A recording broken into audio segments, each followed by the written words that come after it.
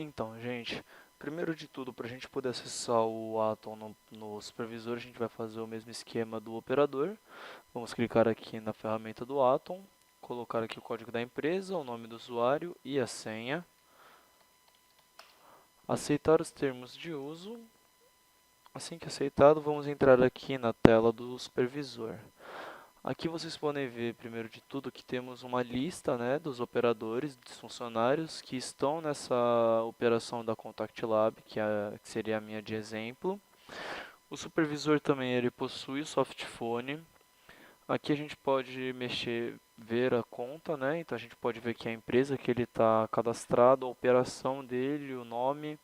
Podemos ver o CPF, telefone, o endereço dele, se ele possuir, e podemos alterar aqui a senha. E uma coisa também, a gente pode verificar aqui a foto do funcionário, né? Então, aqui também temos os mesmos status, né? Disponível, pausa de almoço, falha no sistema, entrada e saída. Vou colocar aqui em disponível.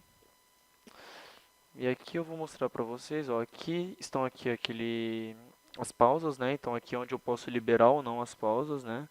Então o alerta quando fica vermelho porque não está liberado. No caso não está mesmo. Aí se eu colocar em sim, ela vai para verde. Aqui a gente pode ver aqui, vamos clicar aqui em um funcionário aqui, como exemplo, por exemplo, o operador. Aqui ele me dá aqui o nome do operador, a função dele, né, de operador. Aqui eu posso deslogar o operador logado já. Então, por exemplo, se ele passar do tempo de trabalho, eu posso deslogar ele por aqui.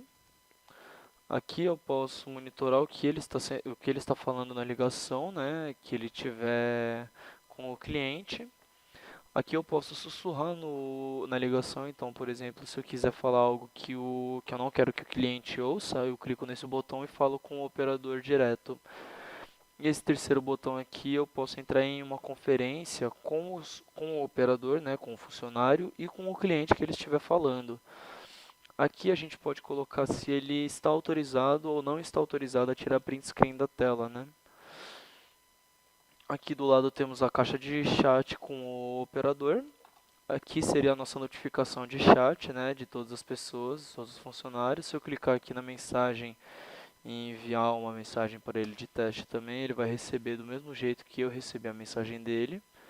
E aqui vocês podem verificar que o alerta de notificação do chat ficou em branco. Então isso quer dizer, eu não tenho mais mensagem do funcionário. Aqui é aquela produtividade que aparece também no operador no funcionário, né? Então a gente pode verificar em diário, semanal ou mensal. Aqui a gente possui o que eu esqueci de falar no vídeo do operador, que a gente tem aqui uns valores, né, de produtividade. Então aqui são o valor total de ações que o operador efetuou. Então aqui são 9 ou 8, acredito eu. E aqui são 5. Então a gente tem no máximo umas 14 ações. 5 delas foram ações ociosas. Isso quer dizer o quê? 5 ações, o funcionário ficou parado sem mexer no mouse, no teclado, nessas coisas. E as outras foram improdutivas porque ele não estava fazendo nada que fosse produtivo para a operação. Aqui a gente tem uma produtividade da operação total, né? Então aqui a gente pode ver os minutos apurados de uso, que foram ociosas, o tempo de ações, né? Isso daqui tudo é improdutivo e aqui temos do produtivo, né? Então temos 32 ações, ociosas foram 533 e aqui a gente tem uma produtividade também, né? Da operação também. Então aqui ele está me dando como zero de ruim, então isso quer dizer que a gente não obteve nenhuma produtividade. Isso porque na parte do administrador não possuímos nenhum aplicativo como produtivo, certo? Aqui embaixo aqui temos o histórico das ligações, biométrico, pausas e diário. Histórico de ligação é um histórico que vai mostrar todas as ligações que foram efetuadas no período do tempo que eu selecionar. Então, por exemplo, opa, aqui ó, eu vou selecionar do mês de agosto até o mês de setembro, para eu poder mostrar para vocês ó, aqui ó, que a gente obteve uma ligação do operador no dia 20/8, às 17h39, e ele me mostra o horário final da ligação, né? E me mostra o tempo que o funcionário ficou na ligação com o cliente. Se eu clicar aqui nos detalhes, ele vai me jogar direto para por histórico diário, né? O que seria o histórico diário? O histórico diário seria o histórico de tudo que foi feito no dia do funcionário. Então aqui eu posso ver aqui as imagens dele, né? Então eu posso ver as telas do funcionário, né? Posso verificar aqui o que o funcionário estava utilizando na data. Eu posso verificar o áudio dele aqui, certo?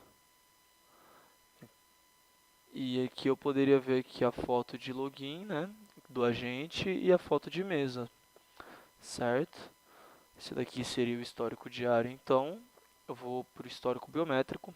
O histórico biométrico seria o quê? Seriam aquelas fotos que eu havia falado para vocês, que o Atom ele tira automaticamente em tempos aleatórios. Vocês podem verificar aqui os horários, que não tem um parâmetro certinho de horário que ele tira as fotos, né, as biometrias. Ele tira em tempos aleatórios e ele calcula a porcentagem aqui da de quão perto está essa foto com a foto do operador que se encontra aqui no Atom. Como vocês podem ver aqui, eu não sou nem um pouco parecido com o operador, mas eu tenho acesso, certo? Então, por isso que está 0%, certo? Histórico de pausas, né? As pausas que aqui mostra todas as pausas todos os status, né, que o funcionário obteve no dia. Então, ou no dia ou no período selecionado. Então, por exemplo, aqui eu posso ver que horas que ele entrou, que horas que ele deslogou, que horas que ele ficou disponível, que horas que ele tirou a pausa dele, certo? Aí, aqui embaixo temos os botões de parâmetros, né? Os parâmetros seriam o quê? Seriam os aplicativos, né? Que a gente podemos colocar, que seriam aqueles atalhos, certo? Tem alguns aqui que estão inativos, né? Você pode ver aqui, ó, ativo true e false.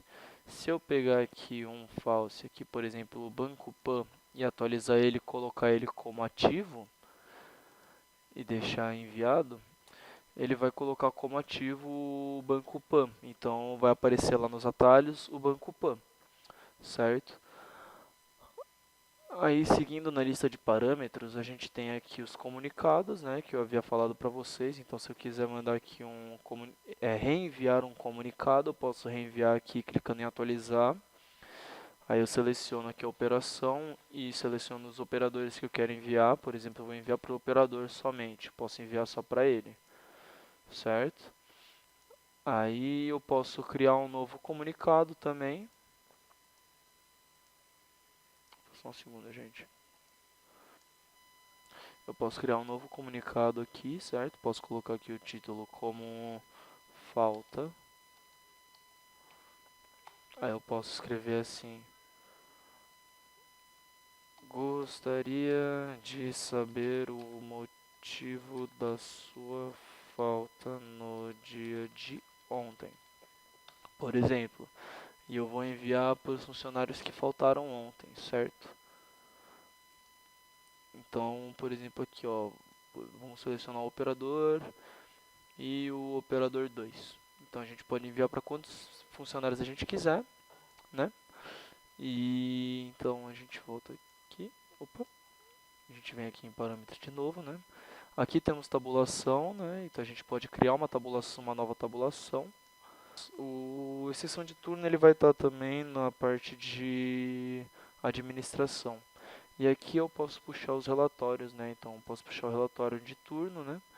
Então eu vou puxar o relatório de ponto dele.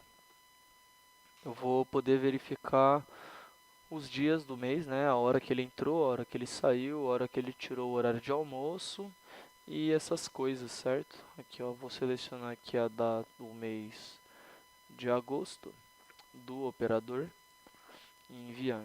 Assim que eu enviar, ele vai me aparecer aqui a tabela com os horários e as datas tudo preenchidas, né?